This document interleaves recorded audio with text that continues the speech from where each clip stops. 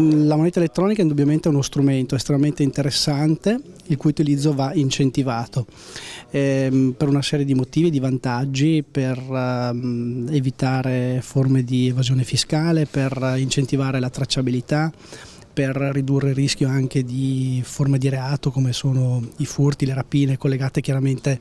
al contante. Indubbiamente però questo strumento va utilizzato e calibrato con le esigenze, le aspettative e le capacità anche delle persone della famiglia, nel senso che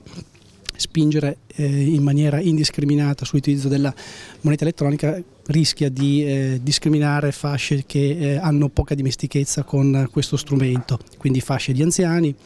e persone che hanno una cultura mediamente poco elevata. Quindi vanno calibrate le modalità di attuazione, ma indubbiamente il dibattito che si è aperto in questi giorni credo che sia foriero di elaborazione e anche di applicazioni interessanti